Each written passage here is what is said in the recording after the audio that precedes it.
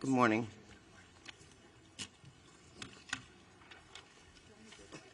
All right, thank you very much.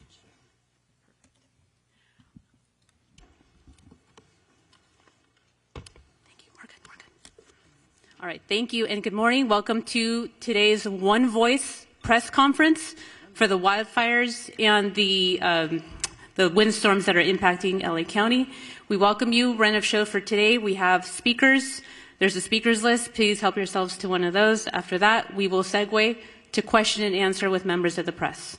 Allow me to introduce to you our first speaker, Los Angeles County Chair of the Board of Supervisors, Catherine Barger.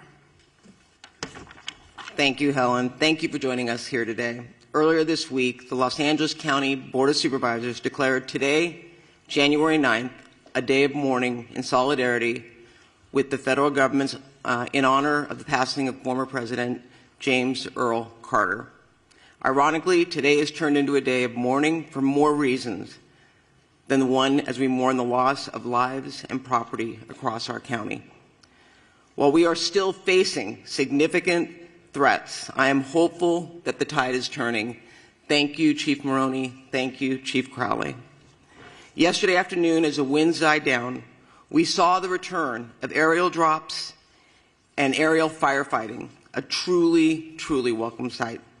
First and foremost, I want to assure our residents in Los Angeles County that the City of LA and the county are working hard and working hand in hand to bring every resource available to the table.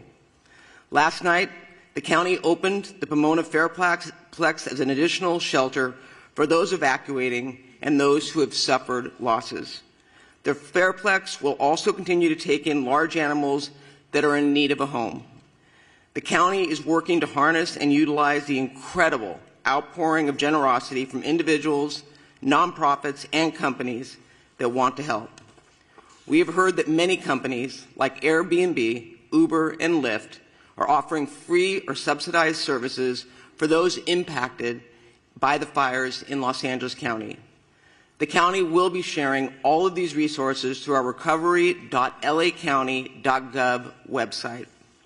In addition, the state has activated CAL FIRE Management Team 3 and assigned them to the Eaton Canyon incident.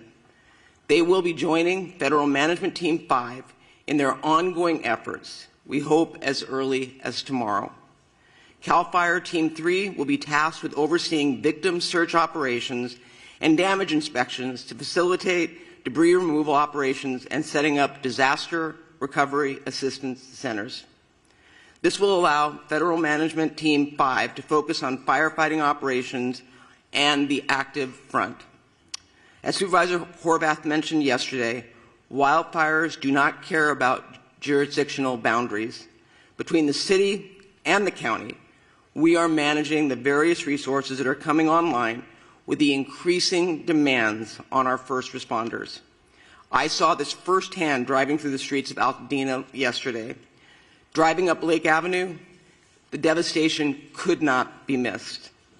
The number of homes, businesses, and buildings that were on the fire dwarfed in any sense of available resources.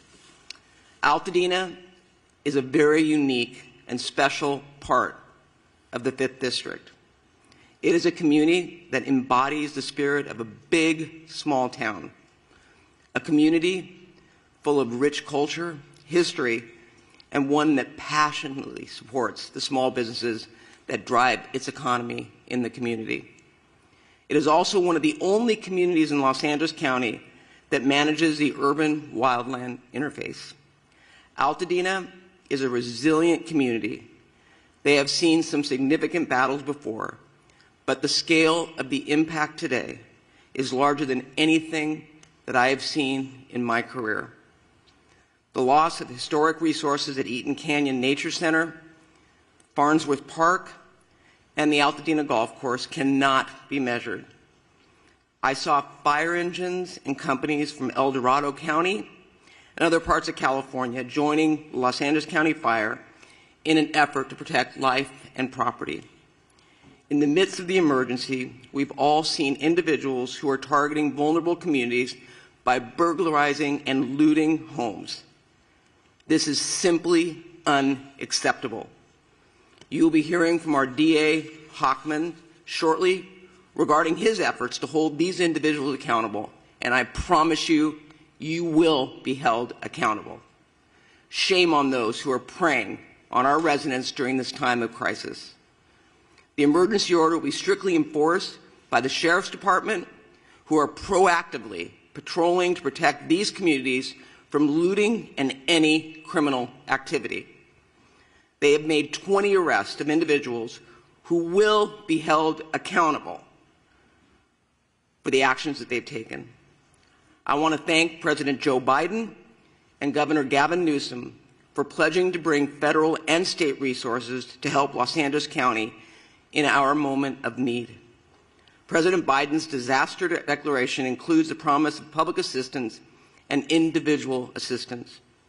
We will begin the process of rebuilding.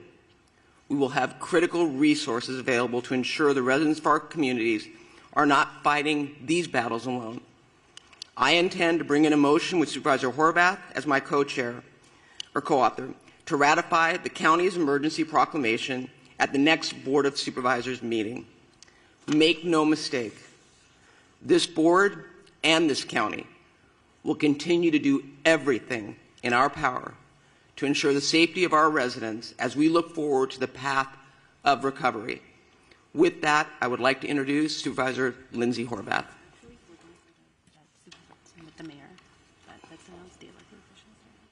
Okay, so who are we going to? Mayor Bass. I'd like to introduce LA City Mayor Bass.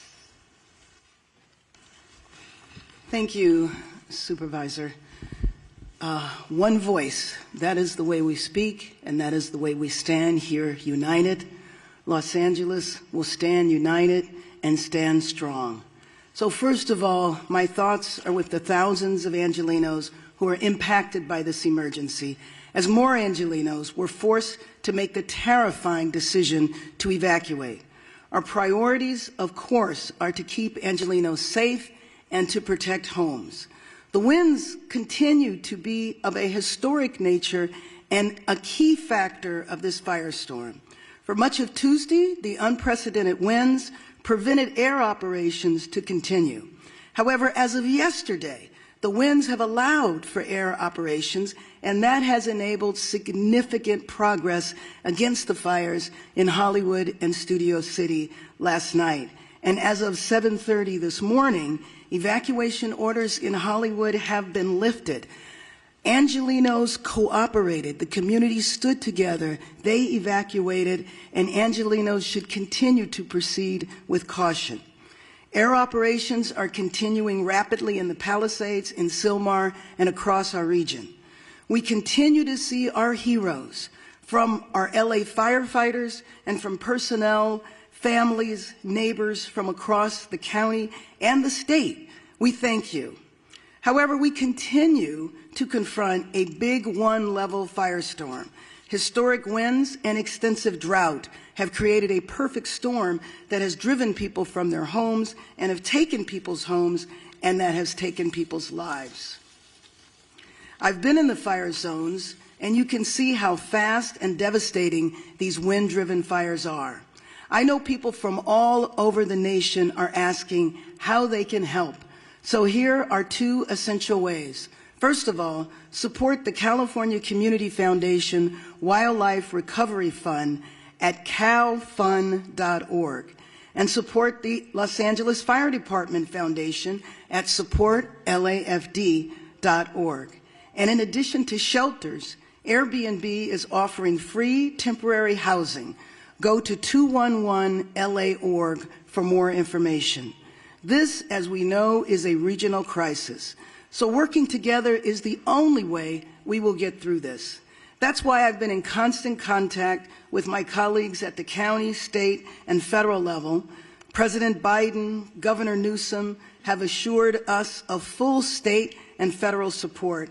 And of course, County Chair Barger and I are fully coordinated, as I am with all of the local elected officials. And our fire departments, police departments, utilities, and other critical agencies are coordinated as well. We have pre-deployed, we are executing a strategy, and we are adapting to conditions on the ground in real time. This is absolutely an unprecedented historic firestorm, but we are all hands on deck. We need to continue to cooperate. We need to evacuate when asked to do so. We need to help others, help our neighbors. And first and foremost, we need to stay united. We need to stay strong. A united LA is the way we will recover, is the way we rebuild our communities. And with that, I believe I am introducing Supervisor Lindsay Horvath.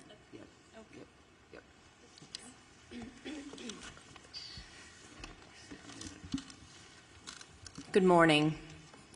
The strength and resilience of Los Angeles County is more than anything we are seeing on the ground. I know this because of the relentless fight that our first responders, our firefighters, our law enforcement officials are putting forward, giving it everything they've got to take on each of these fires throughout the region. That being said, this is testing even the strongest among us.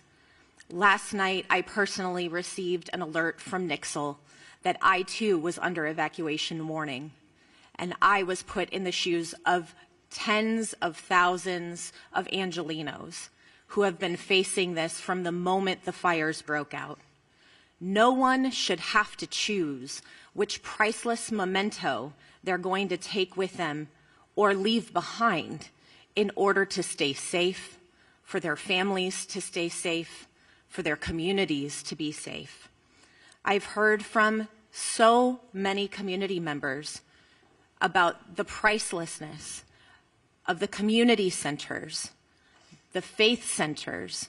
I know that in the Palisades alone, there are more than 20,000 Jewish community members, and I was contacted by the Jewish Federation and the work that they are doing throughout the region to support the Jewish community. We've heard with the Eaton fire, the loss of so many faith centers throughout the Palisades fire and so much more. These are not just structures. These are places where people have made lasting memories, memories they will hold on to. But as they look at their community now, their hearts break, and we are in mourning with them.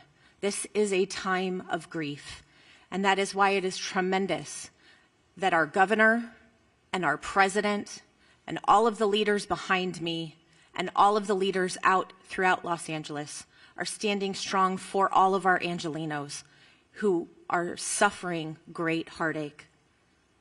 The Pacific Palisades has suffered immense loss, and my heart goes out to all of the residents who are continuing to try to understand what is left of their homes. In the Topanga Canyon, I've been speaking with residents throughout the night, and I know that One Topanga and TSEP have been in constant communication with those on the ground, and we are in communication with them to ensure that we are supporting Topangans on the ground. I know there's this morning a fire active behind the lumber yard, and the chief has personally deployed resources to ensure that we are actively fighting the fires in Topanga. Topanga Canyon is a treasure, and we are fighting to protect it. Sunset Mesa, when you look at what is left, is heartbreaking. The community members of Malibu and Santa Monica, which last night declared a curfew because of the tragedy that they're experiencing on top of the fire, people trying to take advantage of this crisis. It's absolutely unacceptable, and we will all stand together to keep each and every neighborhood safe. The Hollywood Hills, my heart broke with you last night. I am grateful for the swift work and the aerial assault that took place in order to protect our Hollywood Hills quickly. When you saw a home go up in flames in Studio City, you wondered if that was going to be the next outburst.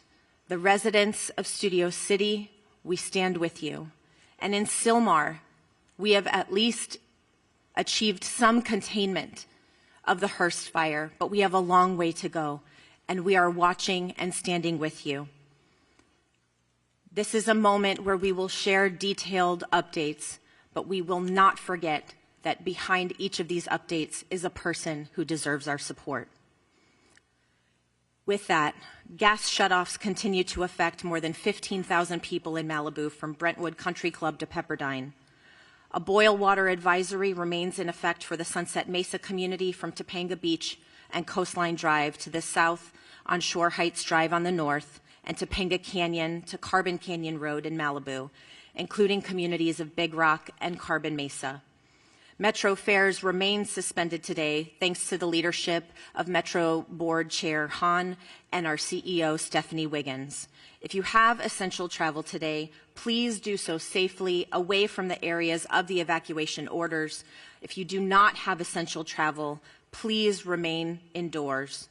For the latest updates and service impacts, you can go to alerts.metro.net. LA County Assessor Jeffrey Prang has shared property tax installment deferral applications, misfortune, calamity, damage reassessment applications, and disaster relief FAQ for property owners affected by the fires at assessor.lacounty.gov. All LAUSD schools and Santa Monica Malibu Unified School District schools in the 3rd District are closed. With that, mental health supports are available through the county's Department of Mental Health. You can call 800-854-7771. Please use this resource. We know you are experiencing traumatic pain, and we want to do our best to help start healing. Thank you for the outpouring of support from across the county and across the country. Emergency Network LA is coordinating volunteers and support through enla.org. Our county is doing everything possible to respond to these fires until they are contained. And as Chair Barger referenced, today is a day of mourning.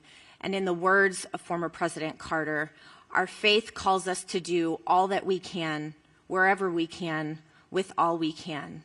And in this spirit, indeed in this moment calls us to do the same. Thank you. Next, I'd like to welcome LA County Fire Chief Anthony Marrone. So good morning. Thank you, Supervisor Horvath. I will be providing an Eaton fire update in addition to a Region 1 update. The Eaton fire remains estimated to be 10,600 acres, and growth has been significantly stopped. And we have 0% containment. We have over 879 firefighting personnel assigned, and mutual aid resources continue to arrive to assist with this firefight. From this point forward, incident fatality information and reporting will be the responsibility of the Los Angeles County Sheriff's Department. We have several reported injuries and over 1,000 structures damaged and destroyed. The cause of the fire remains unknown, and it continues to be under active investigation. As I stated yesterday, as soon as a cause is determined, we will advise the media. The Lydia fire that started yesterday in Acton has been 40% contained, and forward progress has been stopped. It is limited to 348 acres. The number of resources assigned to this fire siege event has increased significantly, and we have a much better posture than we did on Tuesday and Wednesday. Out-of-state resources continue to arrive in Los Angeles County and City, and we are appreciative to our fire partners from throughout the Western United States for providing assistance to Los Angeles County in our time of need. Regarding the current red flag warning, the National Weather Service predicts the warning will remain in effect for Los Angeles County and the majority of Ventura County through Friday. I would like to also acknowledge the presence of Dr. Lori Moore Merrill from the U.S. Fire Administration, who flew out with her team from Washington, D.C. last night to be with Fire Chief Crowley and I so they could witness firsthand the challenges and the devastation that have resulted. Lastly, I want to acknowledge the tireless efforts of my LA County Fire Department personnel, both on the front lines and those behind the scenes, who continuously place themselves in harm's way to protect residents and property in our great county of Los Angeles. Thank you for always being there, and continue to be safe as they take care of themselves, those around them, and the people we serve and protect. Thank you, and I'd now like to invite up Fire Chief Kristen Crowley of the Los Angeles Fire Department.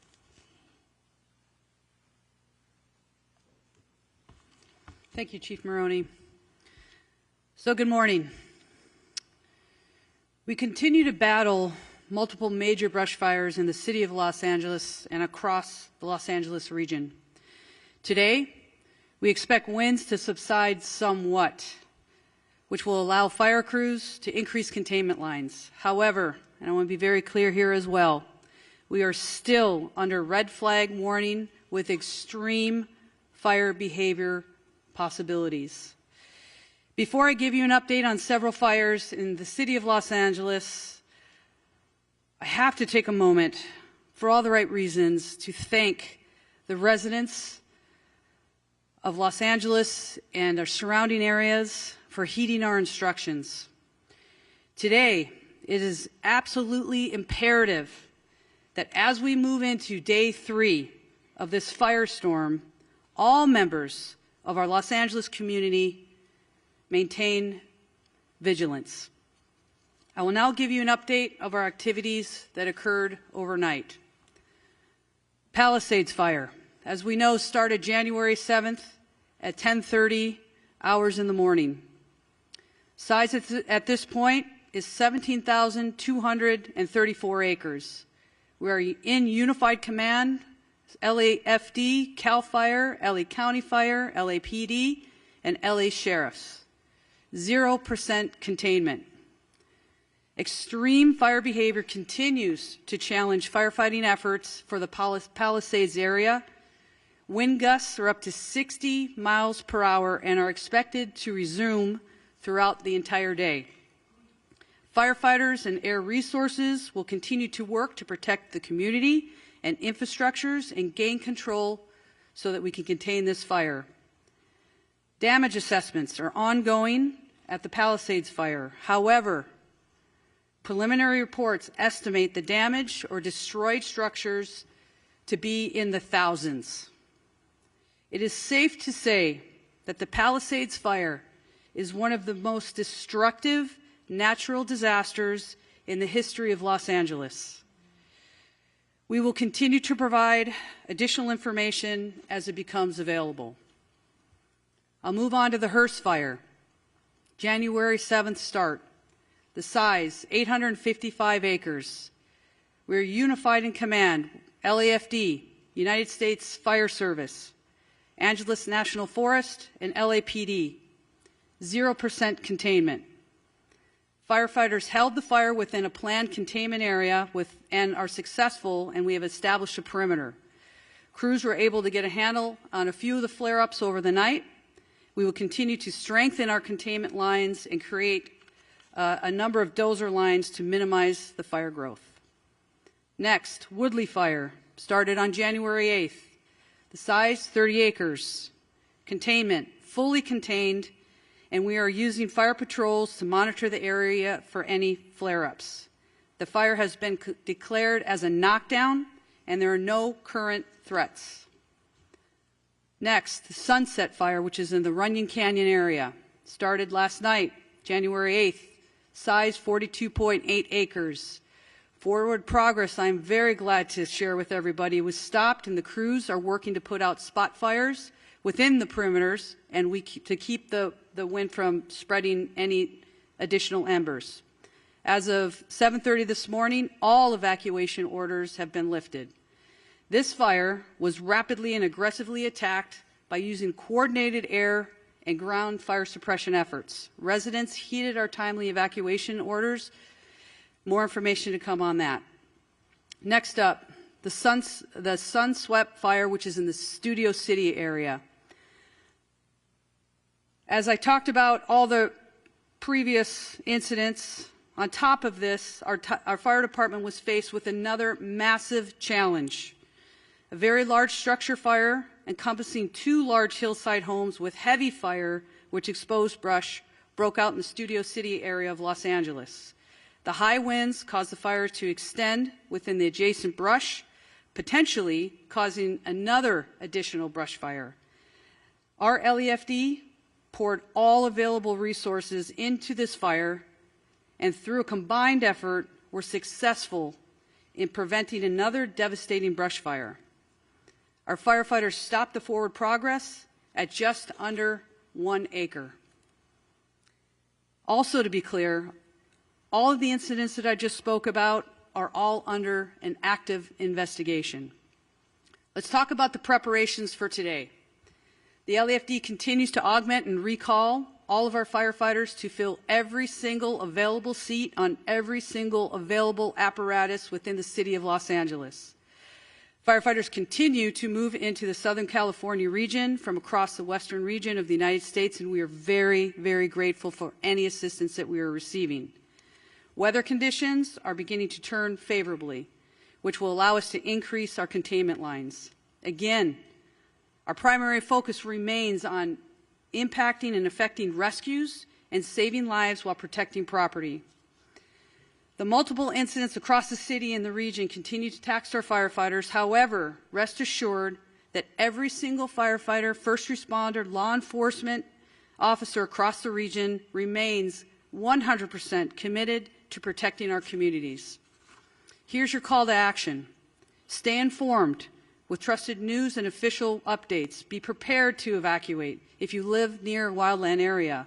Follow all evacuation warnings and orders without delay. We also ask the public to stay off the roadways and away from any impacted areas, which we want to make sure there's zero room for any other issues when it comes to delays for our firefighters, first responders to get to where we need to go.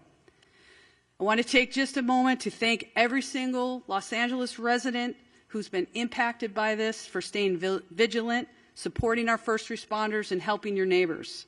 Thank you to Mayor Bass, our city leadership, everybody that is here. As you can see, we stand with every single community member, business, anybody that's been negatively impacted by all of these incidents. We stand with you. We're going to remain strong with you as well. And I tell you, we're throwing everything at this that we possibly can, and we're going to move through this and continue to support one another. With that, I will go ahead and introduce our next speaker, which is Sheriff Luna. Sir? Good morning, Robert Luna, the Sheriff of Los Angeles County. Currently, we have well over 400 sheriff's personnel that are still actively deployed to the fires, in addition to our normal staffing for patrol-related functions throughout the County of Los Angeles. Deputies continue to assist our residents with evacuations. They are performing a lot of humanitarian missions. So many stories to share, don't have time right now. Providing food and blankets to people, rescuing people who, unfortunately, did not evacuate when they were asked to. So you've heard it over and over up here. A lot of the stories of heroic actions by our deputy sheriffs, police officers, or firefighters, a lot of them are taking place from people who did not choose to evacuate, putting their own lives at risk. So please, if you're asked to evacuate, because it's not only your life you're putting in danger. We continue to conduct roving patrols, manning hard road closures, providing security in evacuation areas to prevent anyone who may be tempted to engage in criminal behavior like looting. It was mentioned earlier before by the supervisor, and I'm going to make this crystal clear to everybody out there. Over last night and this morning, we are up to 20 individuals who chose to go into our areas and deprive these poor people who have been through so much of their property. Absolutely unacceptable. And I'm going to give direction to our department members. As you know, when we have an evacuation order by law, if you remain in that area, you are guilty of a misdemeanor. If you commit certain crimes, it could jump up to a felony. I'm going to be asking our employees to start enforcing that. That is very different than a curfew. Why? Because it's 24/7. I don't have to wait for the sun to go down or the sun to come up. If you are in one of these areas and you do not belong there, you are going to be subject to arrest. I hope that is as clear as I can make it, because our first choice isn't to do enforcement. It's not to make arrests. It's to help people.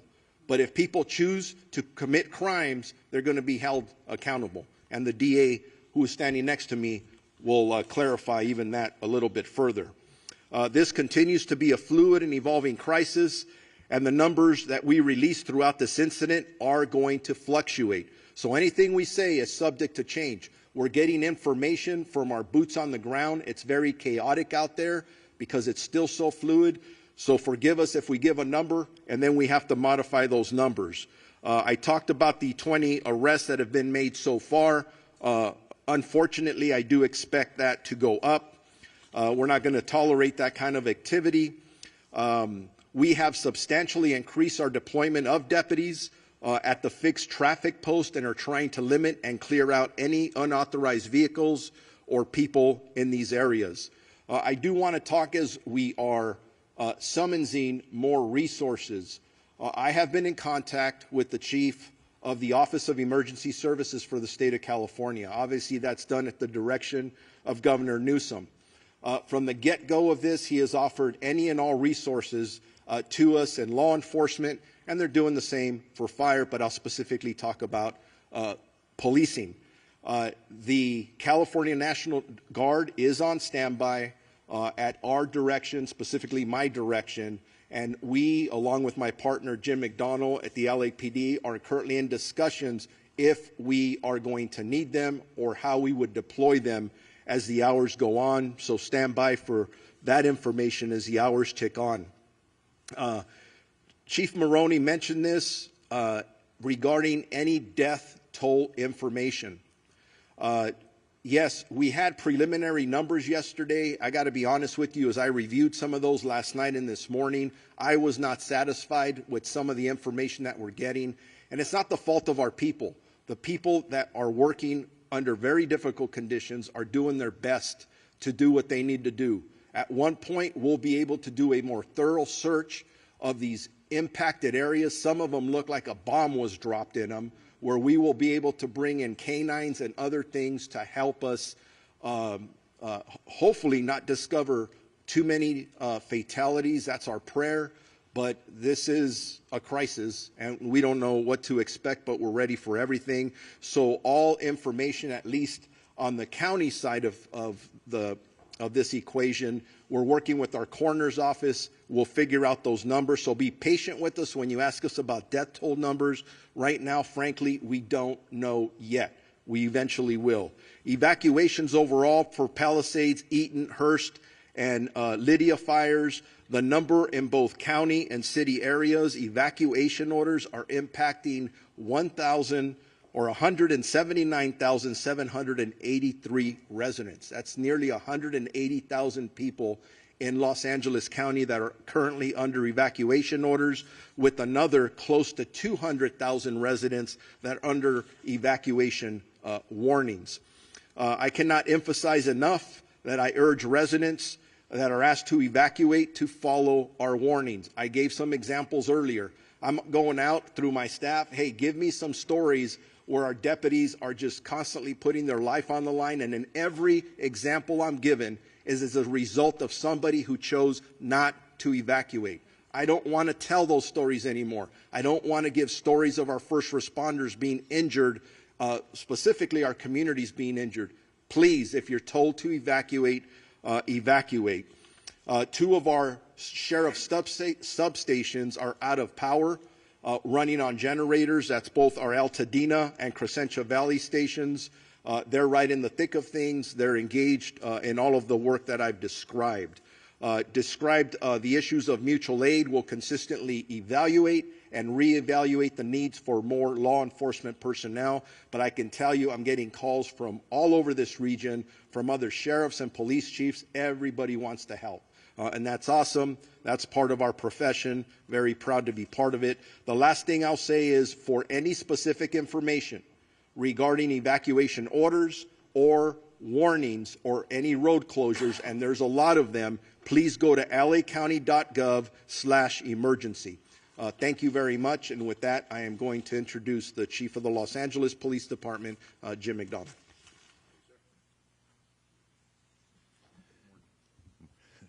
Morning, and I'll start off with a sincere thank you to all who have cooperated and supported the first responders and others who've been out there doing the best they can to make this as manageable as it can be.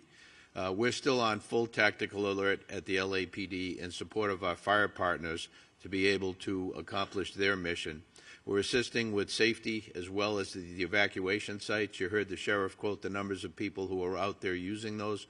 And again, we want to provide every level of safety we can for those involved in that effort. We've been joined by our Port Police and Los Angeles World Airport Police partners as part of the city family in doing the jobs that we're doing as we move forward today. But I want to thank our team. Many of our team and many of the people who are here behind me have left their families in fire areas to come to work to be able to help others.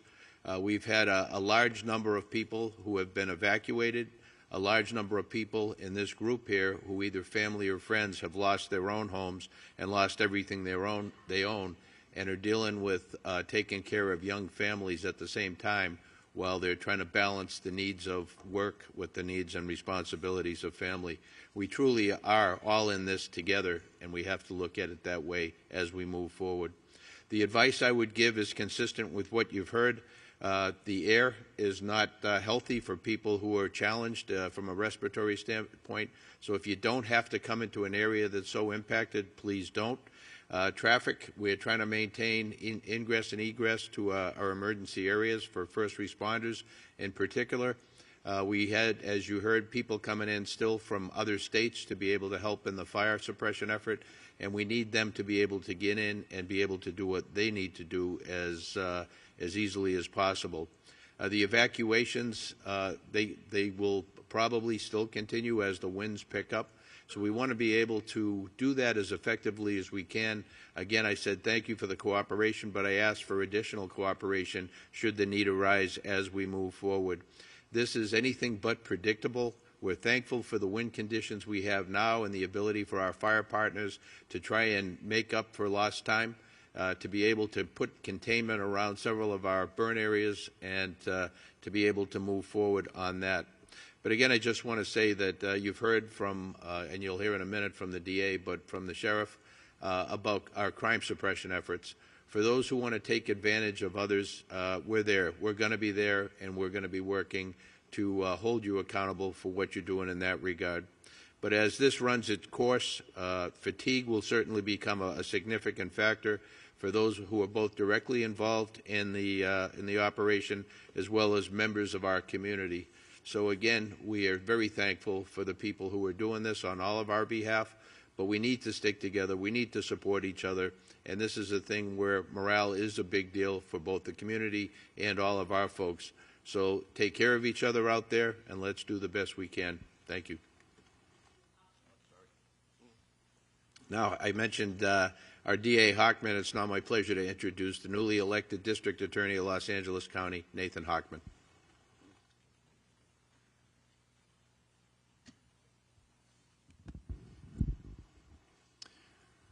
Yesterday, I bore witness by walking and driving through Pacific Palisades.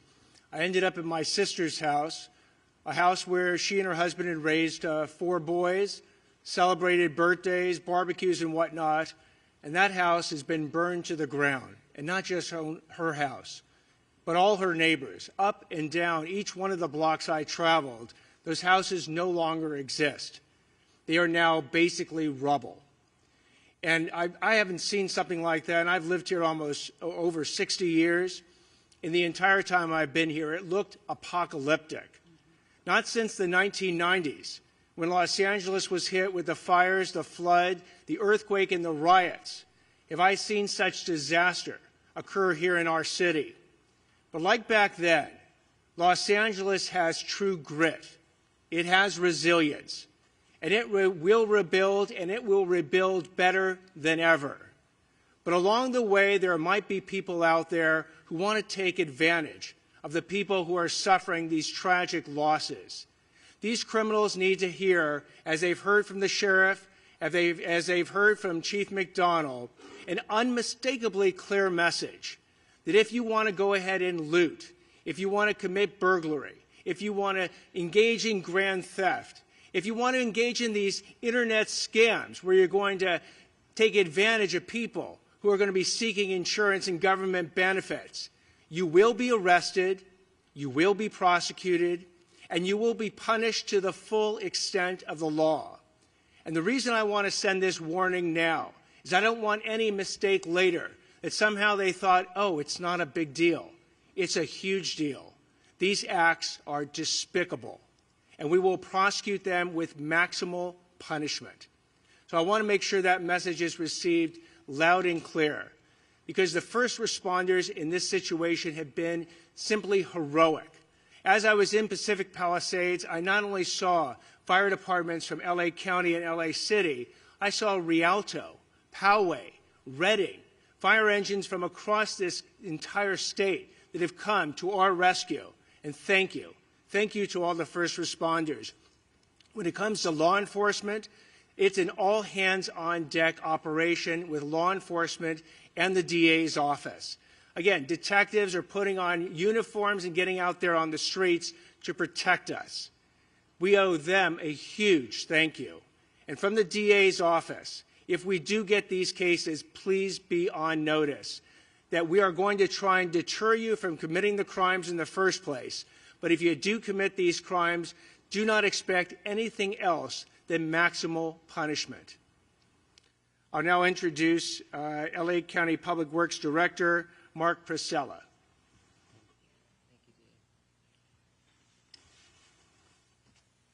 Good morning. As was stated, my name is Mark Pistrella. I'm the director of the Los Angeles County Public Works Agency. First I want to say my heart, of course, goes out to everyone affected by the devastating event. I personally toured many of the areas yesterday and met with residents, and as everyone here has described, it's an absolute tragedy, including the life safety support system, our infrastructure that has been destroyed that supports life in these communities.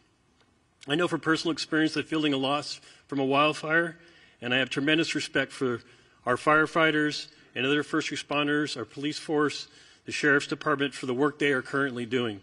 In fact, our current mission, which has been going 24/7 for 3 days now, is to support our fire department and our Sheriff's Department and the local PDs in their efforts to save lives. That is our #1 mission right now and what we are currently continuing to do, unfortunately, as this event is still active. We are also focusing on the inevitable recovery and repopulation of the areas that we will build back and build back strong.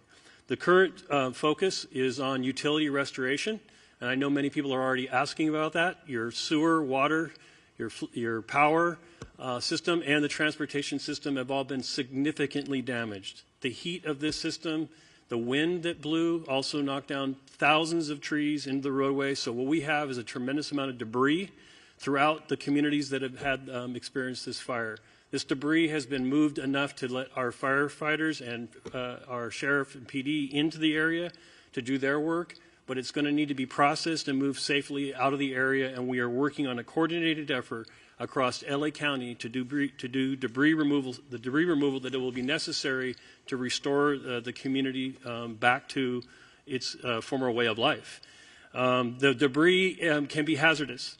The debris that is on the private property is considered hazardous and may be toxic. And so I want to warn everybody now that is either there who has remained behind or who is visiting the areas. As was mentioned earlier, it is not safe.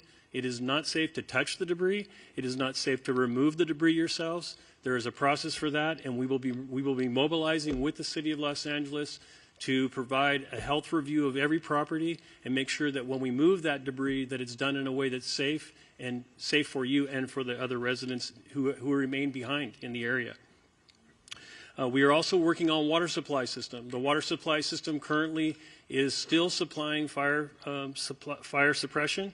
Last night we got to see the wonderful use of our reservoirs, the city's reservoirs and our reservoirs, to take water from the reservoirs and actually use firefighting event aerial attacks to the system. You saw what a difference that made in the firefight last night, and those reservoirs are full and continue to be ready and at the disposal of our firefighting friends. The municipal water system continues to suffer poor water quality due to the introduction of ash and debris into our reservoirs and into our filtration systems. So there are specific areas that we are asking for water to be boiled. I would just say with all caution, anyone who's remained behind, if there is any residence in your area that is burned to the ground and you are still there, you should just go ahead and boil water. We will be actively coming to communities in the next day, within this day or next day, delivering water, domestic water to people who remain in the fire zone area. LA County will be coordinating that effort, not only for the District 29, but also we'll be working with the City of LA to deliver water to residents who've remained behind or who again have partial damage and are maybe staying in their homes. I want to again just mention that a firefight with multiple fire hydrants drawing water from municipal water systems for several hours is just not sustainable. That's why the air support is so important. Our residents in the Sunset Mesa, Topanga Beach area, Coastline Drive on the south to Shore Heights Drive on the north are up in the area. This is a partial damaged area or a threatened area. The Topanga Canyon Road to Carbon Canyon Road Mesa as well is another area that's threatened. So all what I just talked about applies to you residents who are there. Now what can we do? What can the public do? What you should be doing as we sort of still active fire. I will reiterate that it's extremely important to listen to the sheriff and to PD when you are asked to evacuate immediately. Do not hesitate. Do not wait. Your life is not worth it. The systems that you're leaving behind, they are going to be impacted and they cannot be restarted easily. So I know a lot of people are talking about, starting up. If you're thinking about creating your own water and sewer and power system at your home, I want you to be very careful about that. That is not something that a licensed contractor should be doing or our utility folks.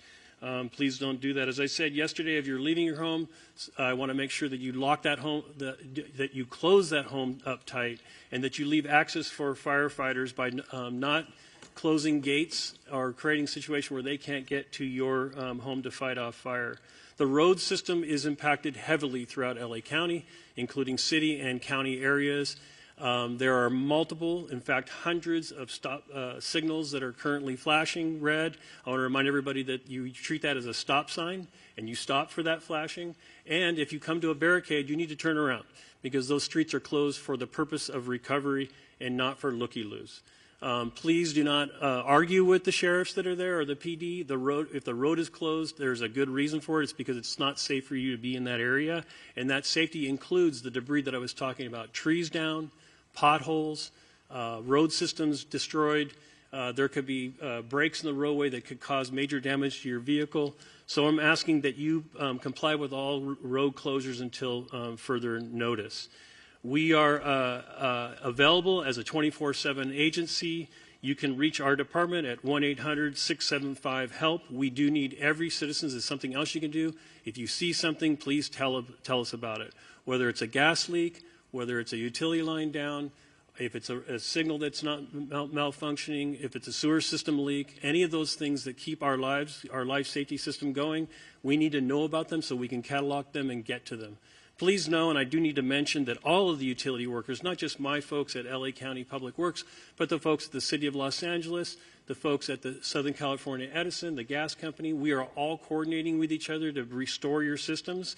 And our folks are all working 24/7. There are many heroic stories, like the sheriff and fire have, of our utility folks out in the middle of the night, 24/7, getting those systems back up into place. And I want to thank all of the utility workers who are out there doing their job, who are not going home to family at night. They are actually working 24/7 as well.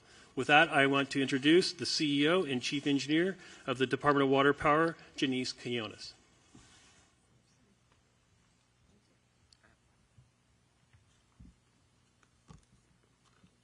Good morning. I am Janice Quinones, CEO and Chief Engineer of LADWP. LADWP crews continue to work around the clock to restore power and support firefighting efforts. On the power front, we have restored about 200,000 customers so far since the windstorm started. And as of this morning, we have approximately 95,000 customers out. We have 118 crews, DWP crews, working around the clock to restore powers as fast and as safe as possible. We're expecting our mutual aid crews coming from PG&E to arrive today and support the restoration efforts. Our restoration times are ranging from 24 to 48 hours. We are prioritizing wires down, so if you see a wire down, please call 911 and we'll send crews immediately to make the area safe. However, if you live in the fire-impacted areas or near those areas, you might experience longer outages, mainly because either our equipment has been compromised due to the fire, we're not able to access the area yet, or we're proactively shutting out the power for the safety of our firefighters and first responders. On the water side, the boil water notice for Palisades on zip code 90272 continues in effect, and it will continue in effect for at least 48 hours. I have water quality engineers taking samples around the system to ensure that the water quality remains a priority for our consumers. We continue to support LAFD and CAL FIRE and water supply issues and firefighting response, including opening our water reservoirs, as mentioned by Mark yesterday. Hollywood Reservoir was a critical asset when we were fighting the Sunset Fire. So all our reservoirs are open, that are open air for air assets, and we continue to work around the clock with other water agencies to increase the supply and pressure of the water system, including Metropolitan Water District. I want to end this by thanking DWP crews and personnel for their commitment and efforts to support the restoration of LA. Thank you. Thank you very much for that. And now, Yeah, Chair and Barger. I also want to, we recognized President Biden and Governor Newsom, but we also have here with us today Congressmember George Whitesides, Congressmember Laura Friedman, Senator Sasha Renee Perez, Assemblymember Celeste Rodriguez, and Malibu Mayor Doug Stewart. Make no mistake, we are all working together, and I want to thank you all for being here. I know our Congress representatives flew in, and we appreciate it, and we are all in this together. With that, we'll take some questions. Thank you, Chair Barger. So just a couple rules of the road. So I'll call on you. When you get called upon, please announce your name and which media outlet you are with, and we'll start right here in the middle. Jonathan Pigliotti with CBS News. For Mayor Bass, please. Mayor, LA County is in a panic state. It began 2 days ago with the Palisades fire. My crew and I arrived shortly after it started, and for several hours we watched as hundreds of homes in a neighborhood burned to the ground. We did not see a single fire engine. We watched as Good Samaritans guided traffic. There was fear and there was a lot of confusion. You were out of the country at the time. Shortly after the fire started, a press release was put out warning of this fire behavior. My question to you is, what explains this lack of preparation and rapid response? Let me just say, first and foremost, my number one focus, and I think the focus of all of us here with one voice, is that we have to protect lives, we have to save lives, and we have to save homes. Rest assured that when rest assured, let me finish. Rest assured, when that is done, when we are safe, when lives have been saved and homes have been saved, we will absolutely do an evaluation to look at what worked, what didn't work, and to correct or to hold accountable any body, department, individual, etc. But my focus right now is on the lives and on the homes. Do you think your leadership was effective while responding to this disaster? I just said what I believe is the most important thing for us to do right now, and that is going to continue to be my focus. Thank you. Thank you. Thank you. Let's go to the middle with the laptop. Before we go on, I want to introduce, because this is an important announcement to be made, the U.S. Forest Service Fire Chief Robert Garcia has an announcement regarding a decision being made on the National Forest. Thank you, Supervisor, and I'll be brief. I just wanted to share that in the overnight hours last night, the U.S. Forest Service, in an effort to reduce calls for service and reduce potential risk for wildfire, we've made a decision until further notice that the Angeles National Forest is closed. And so we'll get some additional information out, press release, that kind of information on the details of that closure, but it's similar to the types of orders that the county and the city have instituted regarding curfews and access and that type of thing. So the Angeles National Forest will be closed till further notice, likely till we get through this current fire weather event. Thank you for that. We'll go in the middle. Name and media outlet, please. Hi, Thomas Fuller from the New York Times. For Chief Luna, I just wanted to follow up on what you said about you weren't satisfied with the information that you were getting on fatalities. It's been widely reported that there were 5 deaths, at least 5 deaths. Do you believe that death toll is not accurate, and do you think it's less than that? Based on all the information that I've received in the last probably 8 hours, I want to be more confident in the specific information that I'm getting. So what we're doing now is going back through everything because you got to understand the urgency, the chaotic nature of what we're dealing with, and we're still in the middle of that. So I want to make sure that as we go forward, at least for the Sheriff's Department, we're actually having our homicide unit involved because they don't only do murder investigations, they do death investigations, that I'm going to change the system and verify each number. Because I don't care if it's just one, that's somebody's family. That's somebody we love and care for. So I want to make sure that's solid before we start presenting that information. Unfortunately, based on the preliminary information I've seen, at least in the two large fires that we're dealing with on each side of the county, unfortunately, I think the death toll will rise. I hope I'm wrong, but I think it's going to rise. Thank you for that. Let's go right over here in the front. Yeah, Josh Haskell, ABC 7 Eyewitness News. Mayor Bass, I've been on the fire lines the last 2 days. I've never seen firefighters this desperate. At fire hydrants, water not coming out, the pressure so low, the number one tool that they use to fight these fires, not there. How frustrated are you about that? And also, I'm getting texts right now from the Palisades Highlands community. We're almost 48 hours after this fire started. There's not resources up there. The hydrants aren't working. Where's the National Guard? Where are miles and miles of water tenders? How are we addressing this? Well, Your reaction. first of all, you asked me, was I frustrated by this? Of course, because we all know that this has been an unprecedented event. We also know that fire hydrants are not constructed to deal with this type of massive devastation, and that the number one problem, especially on Wednesday, was the fact that we weren't able to do the air support because of the winds. And so, of course, I am absolutely frustrated by that. I am not sure that is correct, that there are no resources up there, but rest assured, as soon as we are done here, I will follow up on that. But those homes, the first day and a half, there were homes up there that had been protected by the fire. And then I went up there yesterday and there were that had been protected? That it basically had been saved. Obviously, the fire's moving in different directions, but when I went up there yesterday, there were not a lot of resources. We drove around, and then I know that things got worse up there. I'm just wondering, now that we move 48 hours past, how are we addressing these water problems that are continuing, and is it acceptable that they continue? Well, let me just say that the water problems are a little better now because the winds are such that we can go up and have the air support. And you know that that was the reason that the devastation was so bad, the unprecedented wind, the strength of the wind, and the fact that the air support could not go up. And if Chief Crowley wants to talk to this, there have been many fires before where air support is not available, and we depend upon these ground resources and crews. Was there a plan in place for that, and did the resources get here quickly enough? And talk about an update to air support today. Right. So thank you for that question. As we know, and you heard all of the incidents that are occurring at this point. Palisades was the first brush fire that we were attacking at that moment. You talk about specific pre-deploying.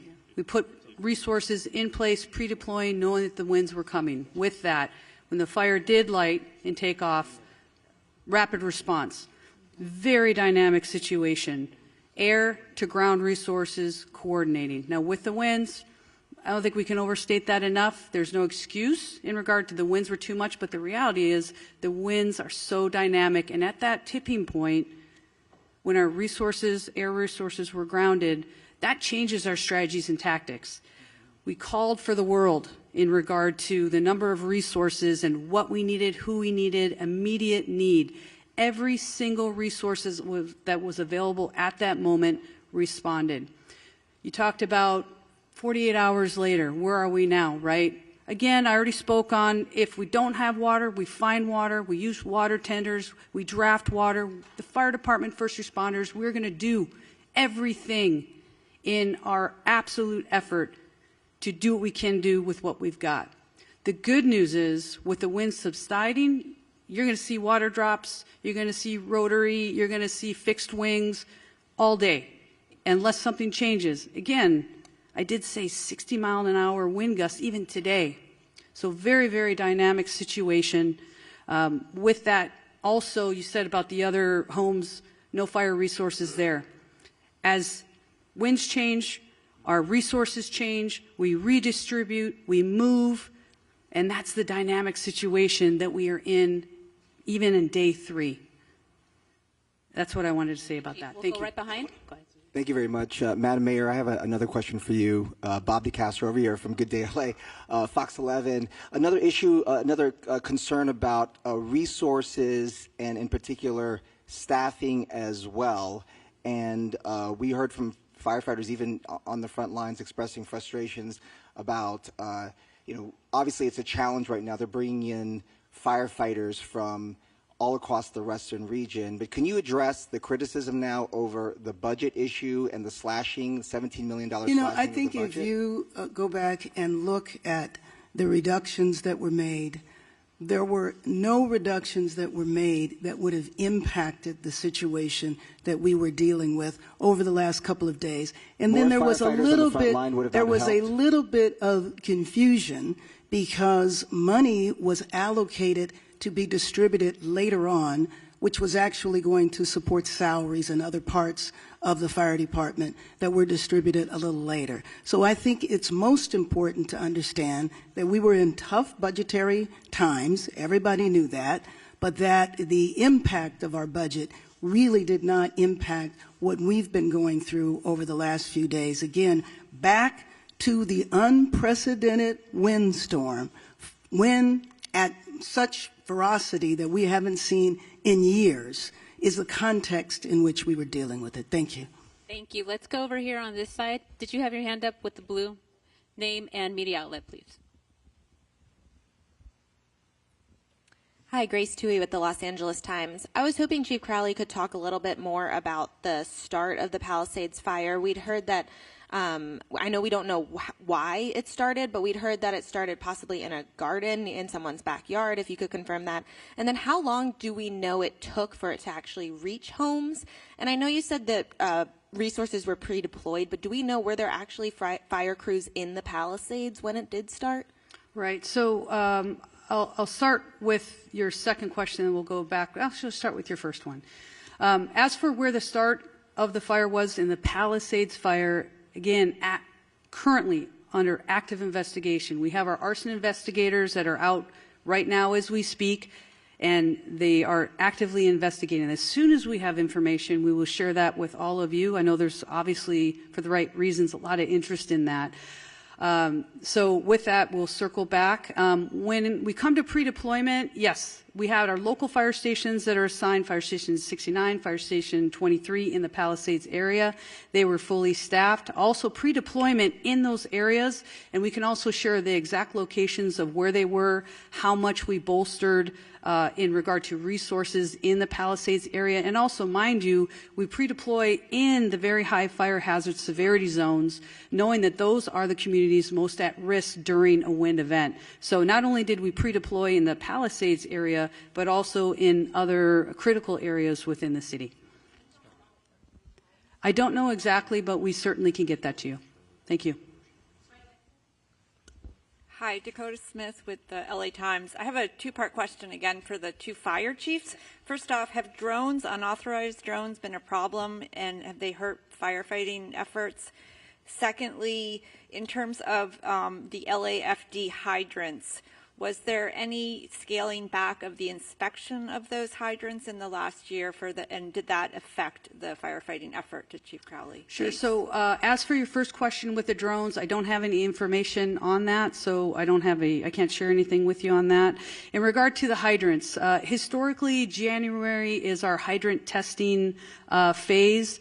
What I can tell you is we work closely with the Department of Water and Power.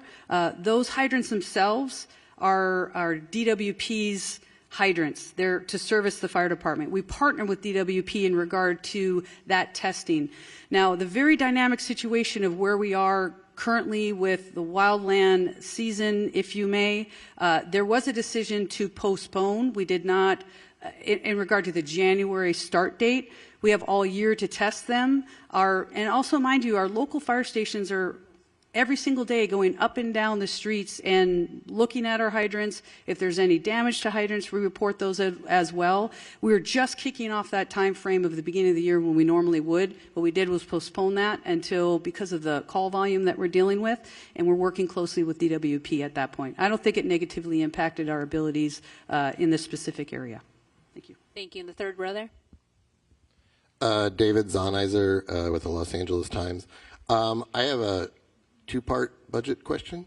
My first part is, can you talk about the reserve fund? Last year, there was a lot of concern that the reserve fund had fallen below 4% and was heading toward that 2.75 number that I think makes it difficult for the city to authorize spending. Do you know how low it has gotten at this point and how quickly you're burning through the reserve? Do you want to go with your second question too? Sure.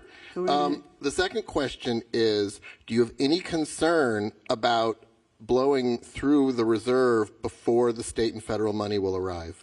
So let me just say that, as I said a few minutes ago, our number one priority right now is to save lives, to protect lives, to save homes. I'm not here to talk about the status of our budget. If you would like to do that on another occasion, that would be fine in terms of the reserve fund. I don't have those concerns right now, and I will say that after our first priority, then we will look back at everything that was done to do an evaluation to see what worked and what didn't work. Thank you. Thank you. We are over time. However, we will have one-on-one interviews. CAL FIRE wants to give an update on structures, et cetera, to get a clarification. I think it's important for you to highlight the numbers. Excuse me. Good morning. My name is Todd Hopkins. I'm one of the incident commanders for the CAL FIRE incident management teams. Of the thousands of structures, I just want to clarify, that have been destroyed, we get this initial intel from intel flights, and what they do is they pick up heat signatures, and we base off those heat signatures an estimate of what structures are destroyed. What I want to clarify is that a structure, it doesn't necessarily mean that it's a residential structure or a commercial structure. It could be a vehicle, it could be an outbuilding. So we do have people, damage inspection teams that are on the ground that will go out to every single home. They will catalog whether a house is destroyed, if it's partially destroyed or just damaged, and all that information will be turned over to the city and to the county once the damage inspection teams get done. So although we know that there are many homes destroyed, the thousands of structures can mean many different things besides just a home. So thousands of structures, yes, but that could be a motorhome, that could be a car, that could be a shed. It could be a residential structure. So I just wanted to make that clarification. Thank you very much. And we are end of press conference, one-on-ones. We also have Spanish. We will conduct that over here to the side with Sheriff Luna and a representative from LA City Fire. Thank you. Thank you for clarifying that. I think that was important to clarify. I didn't get it. Now I get it. Sort of. From an airplane flight, they pick it.